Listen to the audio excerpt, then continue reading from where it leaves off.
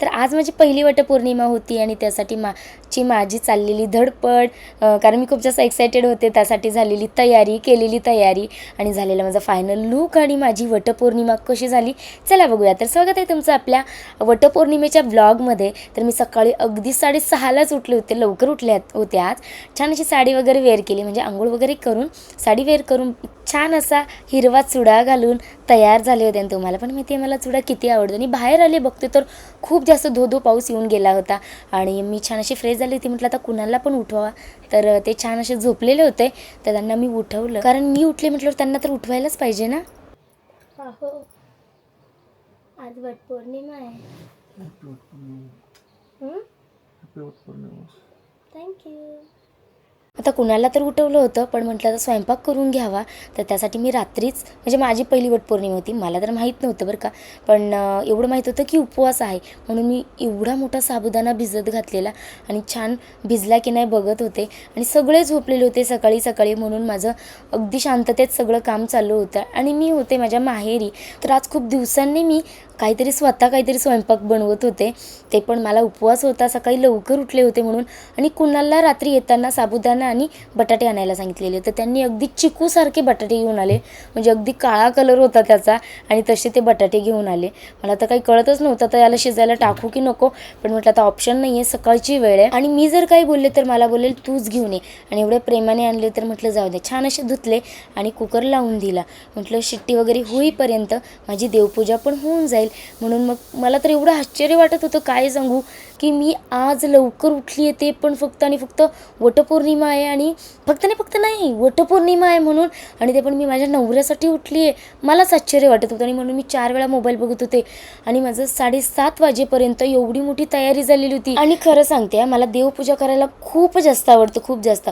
पण जोपर्यंत माझं लग्न झालं नव्हतं ना, म्हणजे लग्नाच्या अगोदरपर्यंत मी दररोज सकाळी उठून माझ्या देवांना, सगळ्या देवांना आंघोळ वगैरे घालून छान पुसून वगैरे, परत त्यांना मंदिरात ठेवून त्यांना गंध वगैरे लावून, त्यानंतर अगरबत्ती, धूप, कापूर, लवंग सगळं करून, आणि मगच आणि सगळे मंत्र वगैरे बोलून, आणि मगच मी शांत व्हायची, म्हणजे मला ते केल्याशिवाय असं छान वाटत नव्हतं.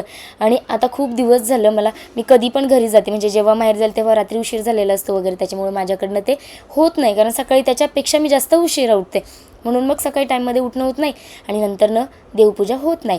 तर आज मी देवपूजा केली, पण खरं सांगते मला एवढं छान वाटत होतं ना, एवढं भारी आणि प्रसन्न वाटत होतं ना. त्यानंतर तुळशीला वगैरे पण पाणी टाकलं, हळदी कुंकू लावलं, अगरबत्ती लावली, सूर्याला पण जल अर्पण केलं, आणि त्यानंतर माझ्या स्वयंपाकाला मी सुरुवात केली. आज एवढ्या दिवसांनी मी खिचडी करायला घेतली होती ना, आणि मी प्रोसेस विसरून गेली होती, ही मोठी गोष्ट, कारण आधी गुरुवार असायचा, म्हणजे मी प्रत्येक गुरुवार पकडायची, तर त्यावेळेस मी प्रत्येक गुरुवारी खिचडी पण बनवायची, म्हणून खिचडीची प्रोसेस त्यावेळेस माझ्या लक्षात राहिली होती.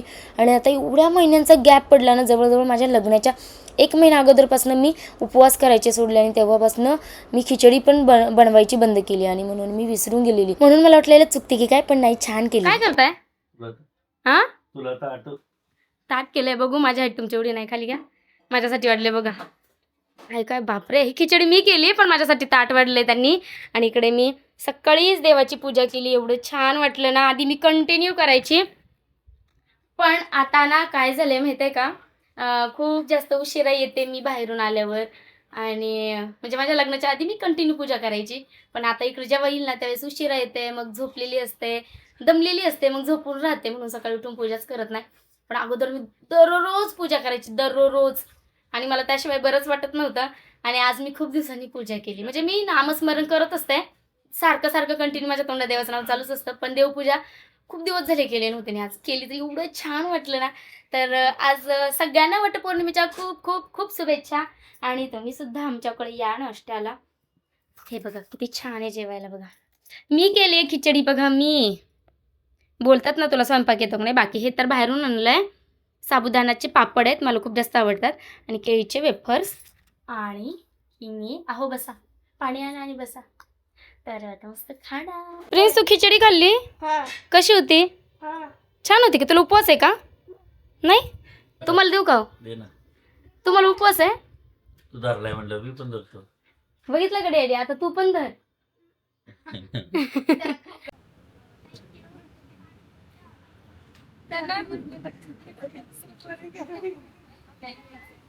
सगळं सामान घ्यायला आलीये. काल घ्यायचं विसरले होते, तर आता चालले माझ्या नंदेकडे. तर त्यांच्याकडे जाऊन करणार आहे. मग आता सगळं सामान घेऊन जाणार आणि मग करणार. काय काय घ्यायचंय माझ्या नंदेने मला फोन करून सांगितलंय. तर बघ, काय काय द्या. तर सगळं आवरून वगैरे मी निघाली माझ्या नंदेकडे जायला. आणि तुम्ही आता बघितलंच की सगळं सामान म्हणजे माझं पूजेचं राहिलं होतं, मी ते घेतलं. आणि मला गजरा घ्यायचं होतं. बापरे, गजरा किती महाग झालाय माहितीये. 50 रुपयाला एवढूसाच गजरा, एवढासा. हा, तो अदर टाइम भेटतो 25 रुपयाला वगैरे, किंवा जास्तीत जास्त 30 रुपये. पण 25ला असतो नॉर्मली. तो डायरेक्ट 50ला झालाय. आणि सणांलाच महाग होतो बरं का. तरी म्हणते मी, कुठल्याच बाईच्या डोक्याला गजरा का दिसेना. म्हणजे जेवढ्या रोडनी मी बघत आली आहे ना, की जिकडे जिकडे वड पुजतायत, तर तिथे कोणाच्याच डोक्याला गजरा दिसेना. आणि सणासुदीला ना, खरं सांगते, एक तर बायकांना तयार व्हायचं असतं. एवढं छान छान असं स्वप्न बघितलेले असतात का मला ह्या साडीवर असं रेडी व्हायचंय, असं तयार व्हायचंय. आणि त्यात एवढं महाग गजरा. तरी काही काही लावतात. मी नाही बाबा घेणार. जाऊ दे.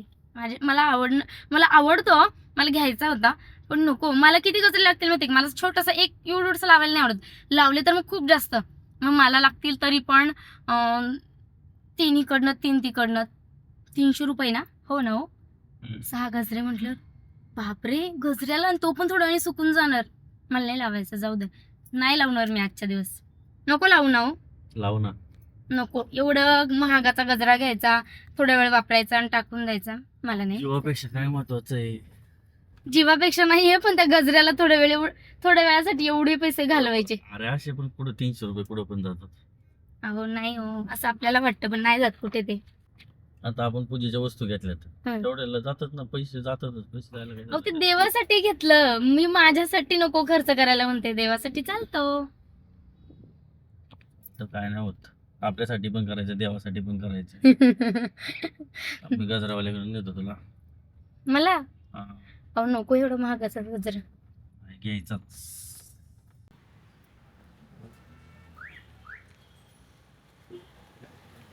घेतल्यावर का माझ्यासाठी गजरा. माझी इच्छा नव्हती आणि एवढे पैसे घालव, पण ना जरा थोडा मोठा गजरा भेटला. अगोदरपेक्षा थोडा मोठा गजरा भेटला. आणि त्यातही मी त्यांना बोलली थोडासा अजून थोडा मोठा द्या. म्हणजे त्यांनी जो दाखवलेला ना 50चा एवढा येतो, तर त्याच्यात मी त्यांना बोलले की अजून थोडा मोठा द्या ना. इथूनच सांगितलं बसल्या बसल्या. तर त्यांनी दिला. म्हणजे असा मोठा गजरा आलाय. जेणेकरून मला, मी जिकडे 6 लावेल ना, त्यांचे मला 6 गजरे लागले असते, एवढे छोटे होते. तर ह्यांनी मला 2.5 गजरा दिलाय, म्हणजे त्या साईजमध्ये. पण बरोबर आला. हे बघा, आणला मला गजरा. थँक्यू. वेलकम. तर मी रेडी होते वटपौर्णिमेसाठी, आणि हा माझ्या साडीवरचा ब्लाऊज आहे. ॲक्च्युली हे सगळे मला बोलत होते की तू घेतलेली साडी वेगळी आहे आणि शूटमध्ये काही पण दाखवते. तर ते शूट होतं, ॲक्च्युली शूट होतं. आणि आज खरी वटपौर्णिमा आहे. तर सुंदर अशी साडी मी नेसणार आहे. आणि ह्याच्यावर सुंदर असा कॉन्ट्रास्ट हा माझा ब्लाऊज, जो की माझ्या एंगेजमेंटला मी स्टिच करून घेतला होता, तो मी घालणार आहे. तर कलर कॉम्बिनेशन कसं वाटतंय मला सांगा. तर मी वेअर करून दाखवते. चलो. तर झालं, मी रेडी झाली आहे आणि आता चालली वड पुजायला. बरंच काय काय सामान घेतलंय. उशीर झालाय, फक्त 20 मिनिटं राहिलेत. कुठे आत्या? आत्या घेत आहेत सामान. हे बघा, असं ताट केलंय. ताट नाही केलं, मी तिथे जाऊन करणार आहे, कारण सगळं गाडीत पडून जाईल. आणि म्हणून त्या आजीबाई, हा 20 मिनिटं राहिले. कुठे आत्या? असं कुठे वड? कुठे वड नाही, वड माहितीये कुठे आहे. आत्याच विचारत होते कुठे आहे. तर आमची खूप जास्त गडबड झालेली. म्हणजे खरंच ॲक्च्युली आमच्याकडे 20 मिनिटच राहिले होते, कारण फक्त 12:30पर्यंतच मुहूर्त होता, त्यानंतरनं मुहूर्त नव्हता. आणि 20 मिनिटांमध्ये आम्हाला लोकेशनपर्यंत पोचायचं होतं.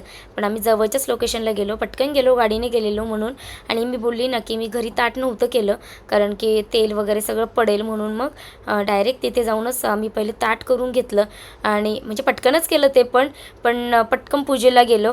आणि तिथे जाईपर्यंत फक्त 3 मिनटं राहिले होते, म्हणून पटापट पहिले वडाची पूजा करून घेतली. त्यातही मला खरंच काही माहीत नव्हतं कशी पूजा करायची, काय पहिले ठेवायचे, काय वगैरे काहीच खरंच माहीत नव्हतं. आणि ह्यावर्षी माझी पहिली वटपौर्णिमा आहे, म्हणून तर मला माहीतच नव्हतं. पण पहिली वटपौर्णिमा असल्यामुळे मला 5 जणींची ओटी पण भरायची होती. आणि म्हणून सगळ्यात पहिली गंमत सांगते एक, की मी वडाला 7 फेरे मारायचे असतात ना, तर माझ्या अगोदर ज्या बायकांनी स्टार्ट केलेलं त्यांचा एक फेरा अगोदर स्टार्ट झालेला आणि मी त्यांच्या नादात मी विसरून गेले की ॲक्च्युली मी किती फेरे मारले वडाला. पण म्हटलं जाऊ दे देवा, माझ्या नवऱ्याला खूप जास्त, मी जेवढे फेरे मारले तेवढं आयुष्य, तेवढं जन्म माझ्या आयुष्यात दे, आणि असं म्हणून माफी मागितली.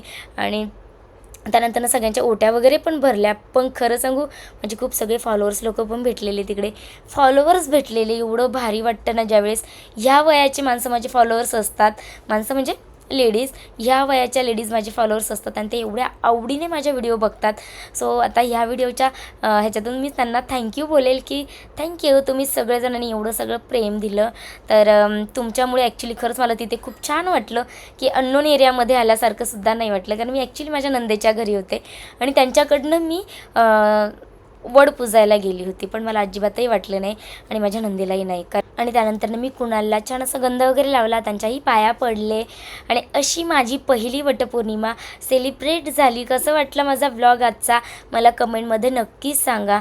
आणि माझ्याकडनं काही चुकलं असेल, काही राहिलं असेल तर ते सुद्धा नक्की सांगा, म्हणजे जेणेकरून मी पुढच्या वटपौर्णिमेला नक्की लक्षात ठेवेल. तुमच्या नवऱ्याने पण तुमच्यासाठी सुद्धा वटपौर्णिमेचा उपवास धरला होता का, हे मला कमेंटमध्ये नक्कीच सांगा.